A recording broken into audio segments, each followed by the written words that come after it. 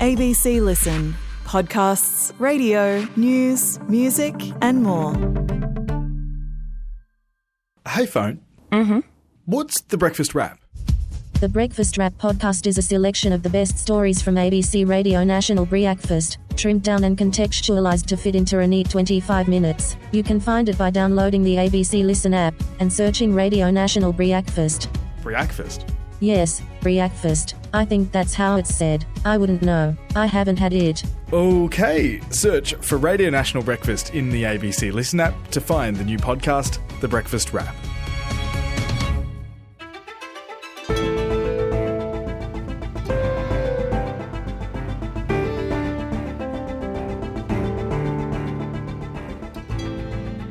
You've probably noticed by now that buying a carton of eggs at your local supermarket has become a lot harder. There's even a limit on the amount you can take home, and often the shelves are bare. Today, Landline reporter Tim Lee explains how bird flu is leading to a major egg shortage and why it could last for years. I'm Sam Hawley on Gadigal Land in Sydney. This is ABC News Daily.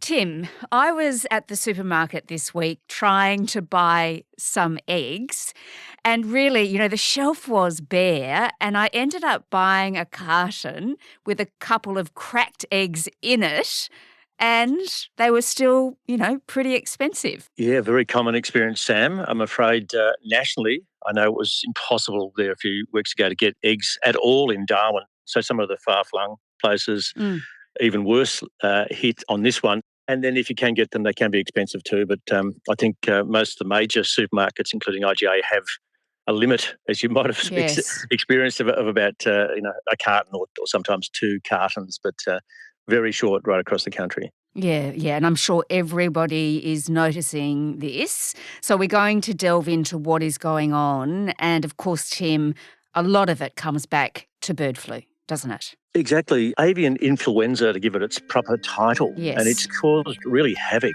A chicken farm in northern Victoria has been put into quarantine following the detection of bird flu at the property. Australia's largest bird flu outbreak has now reached a third state.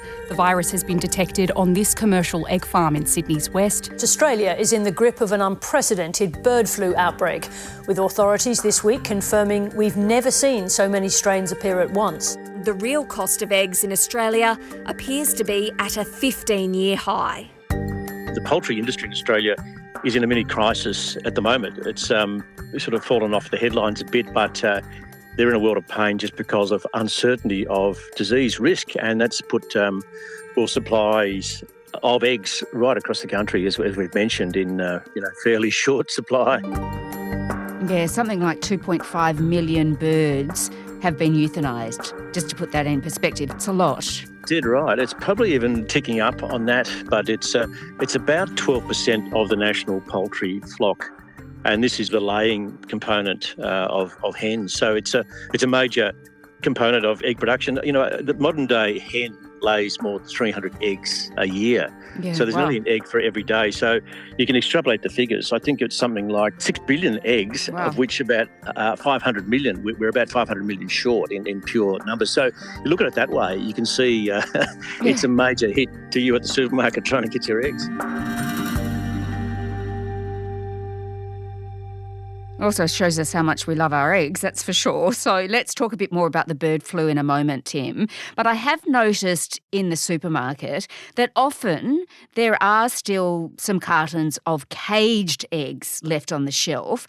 It's really the free-range ones that are really hard to find. And of course, a lot of us like to buy the free-ranged eggs, don't we? So what's going on there? Yeah, that's right. So effectively it's a biosecurity issue. So you've got this bird flu that's circulating around Australia. It's endemic in native birds.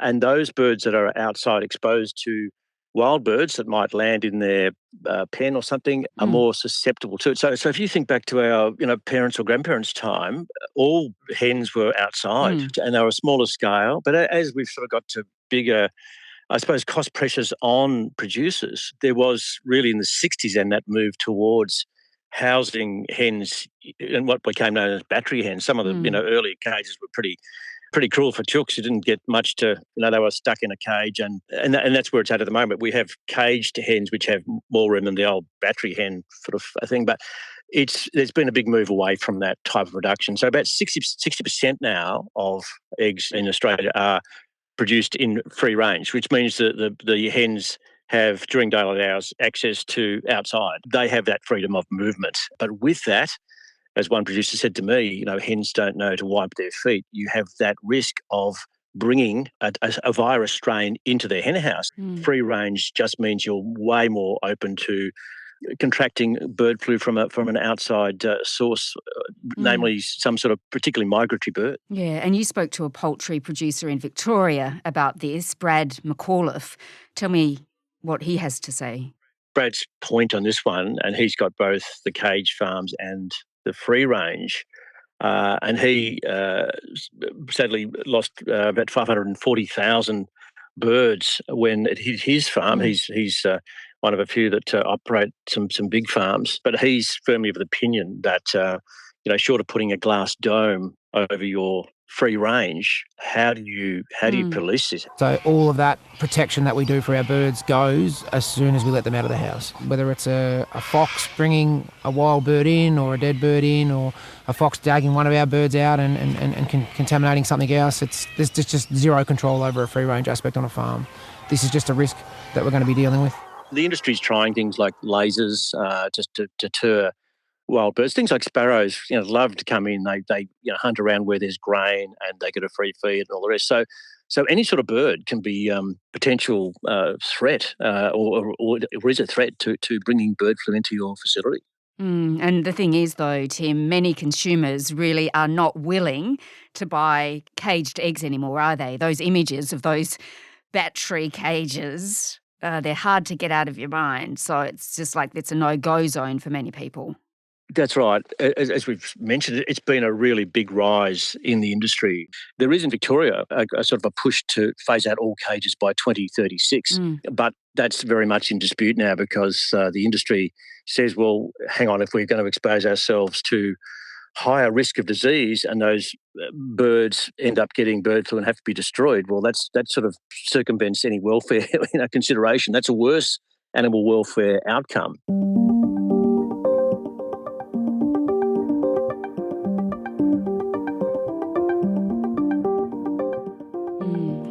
Tim, of course, this is not a problem just for Australia. It's taking hold, this bird flu, across the world.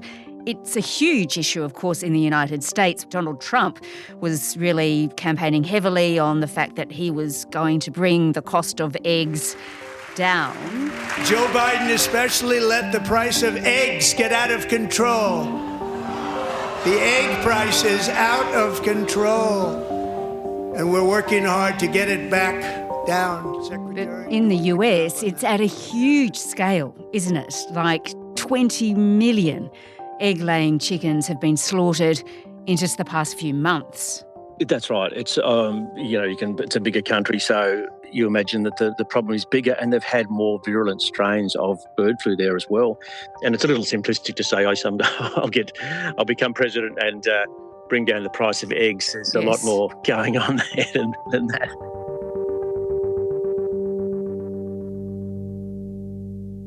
Absolutely, absolutely. And as you say, the devastation, it is really widespread.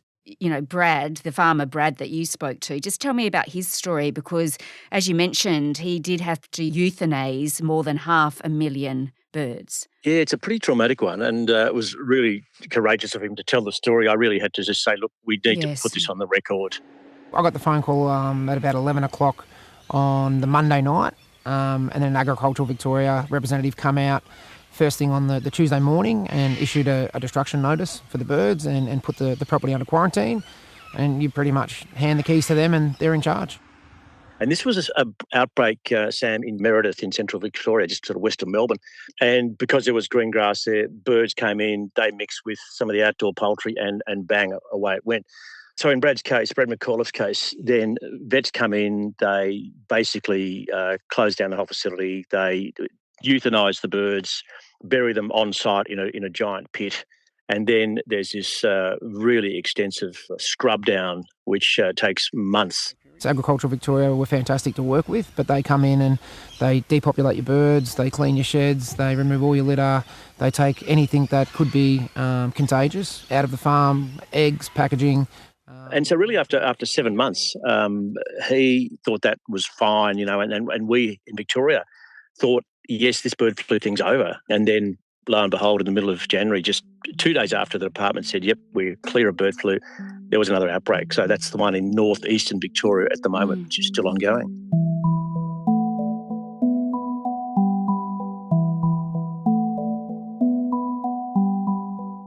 Yeah, which is devastating and, of course, having this huge impact on supply of eggs. That's right. It's really a numbers game, but you can imagine also that this disrupts the whole flow on. So in Brad McAuliffe's case, I asked him, well, what was your economic loss? And he said tens of millions. And I sort of prosecuted that. And he said, well, it's every young bird that comes in to become a layer, it's about $14. And then you've got on costs on that. You've got that 300 eggs a year that bird isn't producing. And then you're out of action for about 7 months. So you can see how that just absolutely totes up pretty quickly. The biggest probably hurdle that we had to face is our main operation was based on one of the farms. So our grading facility, everything that we do to obviously get them eggs out to our customers was based on farm and was considered dirty and in quarantine area, which pretty much stopped our business. And poultry companies even have restrictions on their staff moving from state to state at the moment. That's how kind of careful everyone has to be, and they've had to bring in really strict protocols, stricter than they already had. They had them in place, but staff have to shower in before they come into a facility, change their clothes entirely, and then do the same at the end of the day. So it's a really it's a tough time in that business at the moment. So tell me, Tim, do we know how long this is going to be impacting producers in Australia? Yeah, it's a very good question. I think it'll be, and this is according to the experts I've spoken to, at least 3 years before we get around that. And that's kind of, a crystal ball exercise, really. Sure. Bird flu will break out. We don't know what is sort of brewing as we get into the colder months as well. That's always the unknown. There's what's known as the H5N1 virus. It's affected about 23 countries. It's in Antarctica. It's a dangerous one, and that actually has crossed into humans. Humans get infection and pneumonia, and there's been up to half the people who've got it have died. So that's the one that we're really kind of bracing ourselves for here.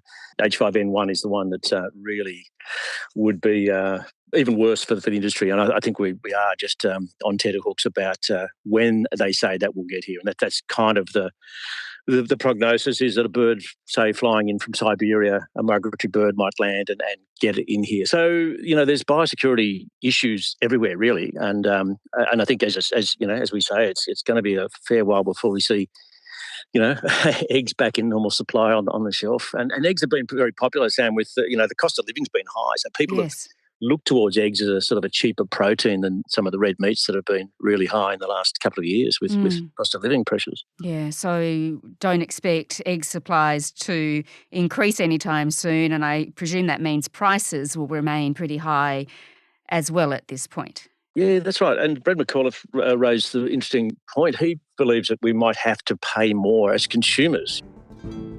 So it's a pretty interesting equation, and I think the best advice is, check the smaller delis, because a lot of them have, relationships and supply relationships with smaller producers, and they haven't been so affected as have some of the giant producers that supply the supermarkets. Tim Lee is a reporter with Landline. This episode was produced by Sydney Peed. Audio production by Adair Shepherd and Sam Dunn. Our supervising producer is David Cody. I'm Sam Hawley on Gadigal land in Sydney. This is ABC News Daily.